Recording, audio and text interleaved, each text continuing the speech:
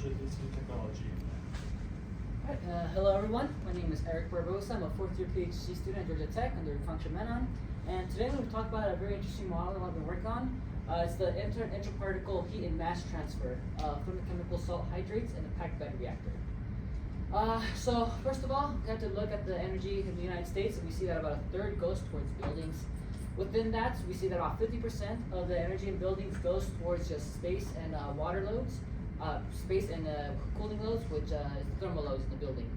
This provides us an avenue in which we can decarbonize a very large energy load by applying renewables to these two sectors.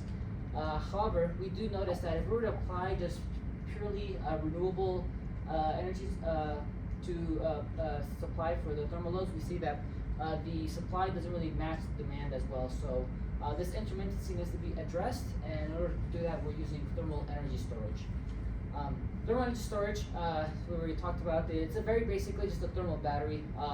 We store renewable energy or waste heat whenever there's a large supply of it, and we store it within this thermal battery, and then we discharge it whenever the heat is needed, and in this case, this is for buildings.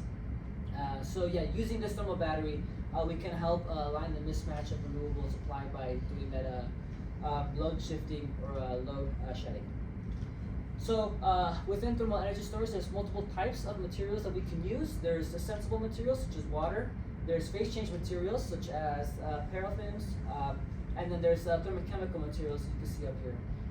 And the focus of my research has been on these thermochemical materials, primarily because they have a much higher energy density, which is really important for building applications where space is limited. So higher energy density means you use up less space. Within these thermochemical materials, primarily I'm focused on salt hydrates, which is the highest energy density materials that are there. So before we start working with these salt hydrates, we have to understand how they actually work. Salt hydrates work through this solid and gas thermochemical reaction where you have a solid salt and you have water vapor, and they both react to create, to store and release heat. So how this functions exactly is we store heat within the salt by heating it up. Again, this heating can come from a renewable source, and then that causes the endothermic reaction where heat is produced, where water vapor is released from the salt. To discharge that heat, all you have to do is introduce water vapor back into the salt, and that causes the exothermic reaction where heat is produced for temperature control in the building. So as I mentioned before, these salt hydrates have very high energy density, which is one of its advantages. Another advantage being that they have a negligible self-discharge. So as long as you don't introduce the water vapor back to the salt, that heat is going to be stored in there indefinitely. And then another advantage is that they're just generally a low-cost material. So to actually use these salts and understand the conditions at which we need to hydrate and dehydrate them, we use these phase diagrams. In this case, I have one for potassium carbonate, which is the salt I'm going to be using for this study. So with this phase diagram, we know the conditions, the temperatures and vapor pressures needed to dehydrate and hydrate the salt. In this case, to hydrate, we need to be past this phase equilibrium line. Additionally, we need to be under this deliquescence line, because what deliquescence does is it forms a liquid solution of the salt, and then after that, dehydrating that, you're left with an agglomerated state. And we want to prevent that within our packed bed because it's much harder to diffuse water vapor through an agglomerated rock than through individual particles. Now to get into the actual packed bed reactor, which is the focus of my research. Traditionally in literature, these salt hydrates have been characterized in open packed bed systems where you have your salt and it reacts with humid air. And traditionally in literature also, the actual mechanism they've used to describe the hydration is using an Arrhenius type equation, where this Arrhenius equation has a kinetic constant. It has a reaction constant, or the how much the material has hydrated, and then has a reaction driving force, which is the equilibrium pressure, or that phase transition line, over the vapor pressure within the air. But as you can see here, it really is neglecting any type of diffusion resistance within a salt. And this doesn't cover the full picture, because what's actually happening within this packed bed is we have first this water vapor. It's going between your salt particles, and it's exchanging the water to the salt molecules. And then within the salt molecules themselves also, we have the diffusion of the water vapor within the salt to reach those reaction sites. And we know that this is actually pretty big a phenomenon within these salt hydrates because in literature they've used this dimensionless number. It's called Dom-Kohler number, and it's the ratio of the time constant of diffusion over the time constant of the reaction. And literature has demonstrated that diffusion is actually the limiting step. It's much slower to diffuse through the salt than it is to react. So we have to consider both this interparticle transport, the water vapor going between the particles, and then the water vapor going in the particles. So that's the purpose of my presentation today, is to demonstrate a framework and how I did that. So first, we're going to break up the mass and heat transfer. We're going to start with the mass transfer, and we're going to break that up even further more with the mass transfer within the bed and within the pellets themselves. Some of the assumptions, I'm using a transient 1D model within the bed itself. So I just have salt, and it's being hydrated by humid air. I have assumed constant properties within the air and the salt regardless of the temperature and the hydration states, and I assume that there's only diffusion resistance within the salt itself. So for the air, I'm using this molar balance, which accounts for the molar density of vapor within the air. There's a transient term, there's an effective term, which is due to the air being forced down the packed bed, and then there's a sink term, which is that water vapor being transferred to the salt. As I mentioned, traditionally the sink term would be a function of this Arrhenius-style equation. However, that is incorrect to use. So a correct or a more realistic method to calculate this sink is by actually accounting for the diffusion within the salt itself. So I'm using a separate concentration equation here, where we have a transient term, the concentration of the vapor within the salt, and then we have a diffusive term, which accounts for that diffusion there. So there's three main things we have to consider when using this diffusion in the salt equation. First thing, as you can see within my diagram, I'm using thin cylindrical pellets. It just makes it easier for my model, and it just makes it 1D. Second, I use two separate meshes, one to account for the advection and one to account for the diffusion. So what I mean by that exactly is that I have a larger mesh, the mesh that accounts for the entire bed itself. And then within each node of that larger mesh, there's a smaller mesh that accounts for the salt. So there I have both the inter and interparticle mass transfer. And then lastly, to calculate the sink term within the smaller mesh of my salts, that sink term now becomes a boundary condition. So this is a convective mass transfer equation for the outside part of the pellets. And then since it's a cylindrical, I can assume symmetry within the middle of the mesh. So yeah, these are the mass transfer within my bed and pellets. So for the heat transfer, I have very similar assumptions, transient 1D, constant properties. However, in this case, I assume that the pellets, they are isothermal, so I don't have that smaller mesh within the pellets themselves. This is just to simplify my model, but future plans is to incorporate that later. So for the air itself, I have the energy balance equation. I have a transient term, an effective term, conduction, and then that convection between the salt and the air. For the salt also, I have the transient term, I have a conduction term, I have the convection between the salt and the air, and then the salt also has this heat generation term. As you can see by my diagram, I demonstrate here that I assume that the pellet is isothermal temperature. And to calculate for the heat generation here, it's just a function of that sink term. Other considerations, these are very common in packed bed reactors. I have to account for the pressure drop using the Ergun equation and the velocity within the packed bed using Darcy's law. They're very common in packed beds, so I'm not going to go much more into detail of those. So now that I have the framework for the mass and heat transfer, I'm not going to talk about the initial and boundary conditions.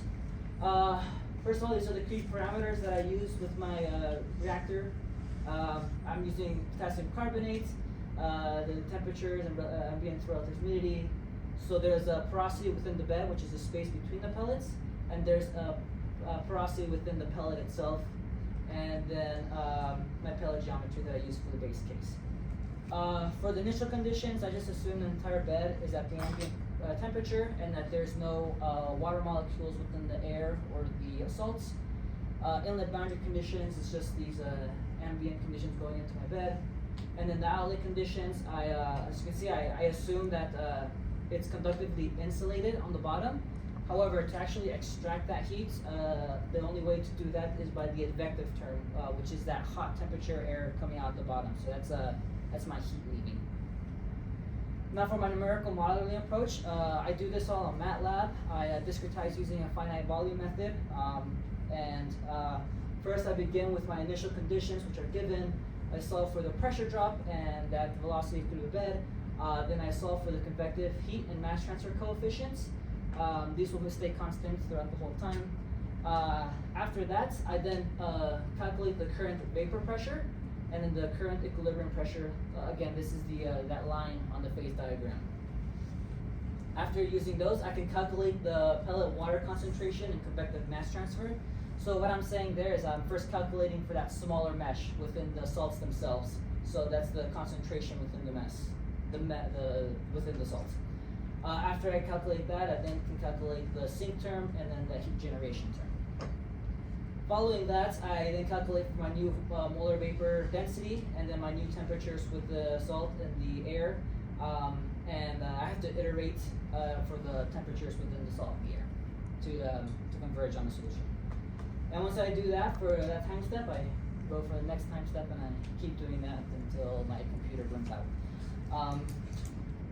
Now I'm going to go to some results of my actual the hydration extent and the temperature outlet condition, the temperature outlets.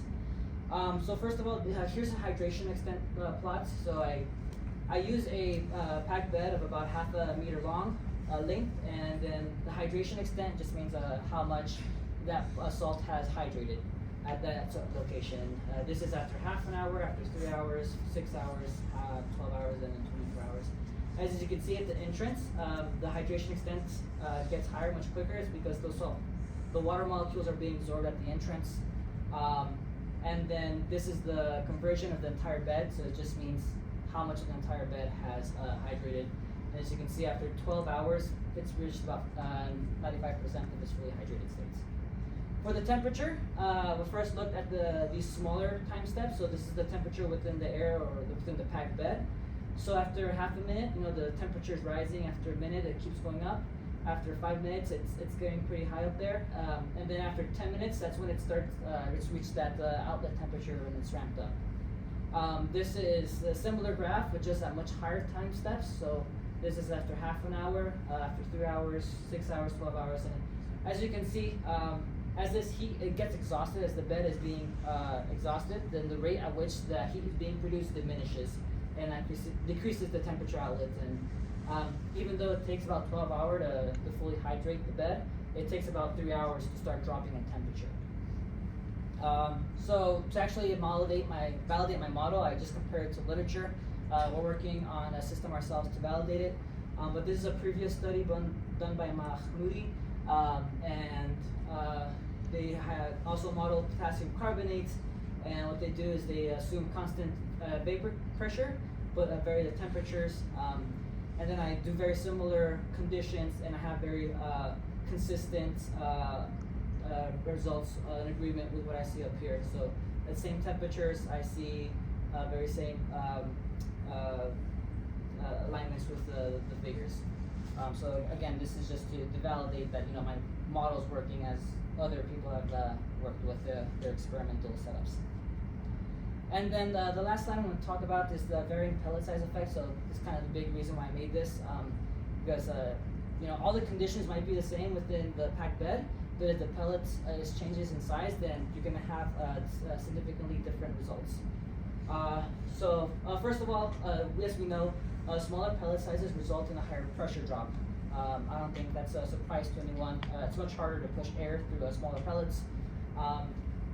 And then with this variation in pellet size, we can see different performances in the packed bed. So this is just 1 millimeter thickness, 2 millimeter thickness, and 3 millimeter thickness of my pellets.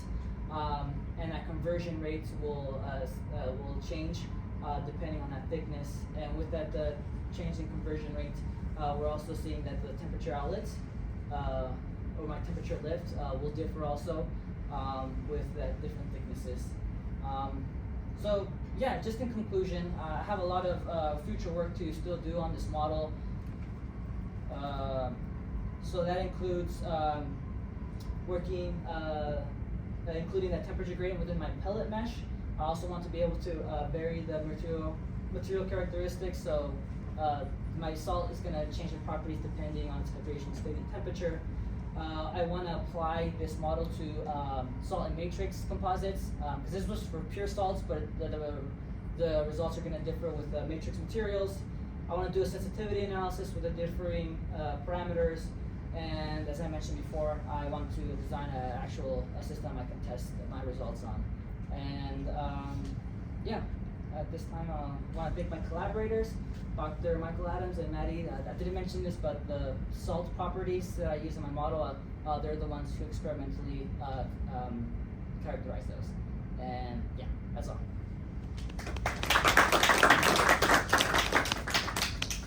We have 3.5 minutes for questions. Sorry, 4.5 minutes. Well, yeah. Nice job, first of all. So in your heat equation there, it was interesting to me because you had, I guess it was a differential equation over time and position, but you had a convection term included. I usually think convection more of a boundary condition, but now I realize it's kind of like a Finn equation where I guess you always have an environment for each location of the particle. So I guess what I'm wondering is, so you just got one average convection coefficient, you didn't look at like, oh, I can assume a local coefficient based on maybe velocity and temperature variations, because sometimes it can vary, and I guess the smaller your model or your mesh gets, it could make a difference. When I calculate the convection coefficient, the one thing I do account for is the change in the pressure within the bed. Mm-hmm. It is going to change with temperature, but I don't vary that within this code. Yeah. Okay, so I guess it just might help to see, like, if you change the parameters of convection, it was mostly about the same value throughout the entire reactor. Okay, great, thanks. Yeah. Yes, I see you model the charting process. Did you also model the discharging process as well? I haven't done that yet. It's just the charging process is the actual useful process for to use this within HVAC or something to extract that heat at at a reasonable high enough temperature lifts with a reasonable power. So yeah, that's really the most important part. So for the charging step, I can use the same framework, but for now the focus is just the hydration. So you mentioned somebody in your group also does the experiment, right? Yeah, they do the material characterization about the thermal conductivity, diffusivity, specific heat. The reason I'm asking is, do they observe the hysteresis effect between charging and discharging process when they do experiments? If they do, how you can replicate that in your model? So yeah, I mean here I have an effective, Yeah. right? And they're dependent on the porosity of the pellet itself, but that porosity within the pellet is also going to change as you cycle it. So yeah, that is something I will also have to account for in the future. Okay. And another question about numerical. So what kind of a scheme do you solve the second order, derivative for the conduction part? So for both the mass and the heat transfer, I solved them using a finite volume method. Yeah, but what numerical method? Like you have to solve the flux, right? Depending on what kind of mesh element you use, but Yeah, it's called TDMS. I forgot what it stands for exactly, but is it second order method or first order method? it's I think it's a first order method. First Yeah. order. Okay. Thank you. So great presentation. I would like to know what is the total capacity of the bed? Total capacity? Yeah, like how much salt we have to get for reaching 95% hydration time, hydration in 12 hours.